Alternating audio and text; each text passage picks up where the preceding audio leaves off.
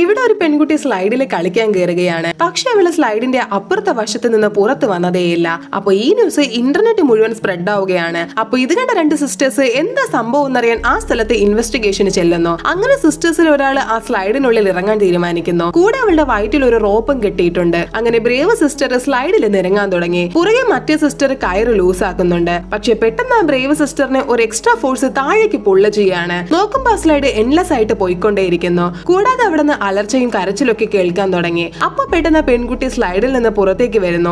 അത് ശരിക്കും ഒരു അൺനോൺ കേവ് ആയിരുന്നു. ആ കേവിനുള്ളിലാണെങ്കിൽ നിറയെ ഹ്യൂമൻ ബോൺസ് കൊണ്ട് നിറഞ്ഞു കിടക്കുകയാണ്. അപ്പൊ അപകടം മനസ്സിലാക്കിയ ബ്രേവ് സിസ്റ്റർ അവളുടെ ബാഗിൽ കരുതിയിരുന്ന ടൈം ബോംബ് എടുത്ത് കേവിനുള്ളിൽ വെച്ചിട്ട് തിരികെ സ്ലൈഡിനുള്ളിലേക്ക് കയറി പോകാൻ തുടങ്ങി. പക്ഷെ അവള് പോകുന്ന വഴിക്ക് ഒരു മോൺസ്റ്ററിന്റെ വഴി ബ്ലോക്ക് ചെയ്യാണ്. ഉടനെ അവള് മുകളിൽ നിന്ന് സിസ്റ്ററിനെ വാക്കി ടോക്കിയിൽ കോണ്ടാക്ട് ചെയ്തിട്ട് ഹെൽപ്പ് ചോദിക്കുന്നു. അപ്പൊ പെട്ടെന്ന് അവളുടെ സിസ്റ്റർ മുഴുവൻ ശക്തിയും എടുത്ത് അവളെ മേളിലേക്ക് പുള്ള് ചെയ്യാണ്. അങ്ങനെ സിസ്റ്റർ സേഫ് ആയിട്ട് പുറത്തു വന്ന ശേഷം അവരെ ബോംബ് ബ്ലാസ്റ്റ് ചെയ്ത് ആ മോൺസ്റ്ററിനെയും കേവിനെയും നശിപ്പിച്ചു കളയുന്നു.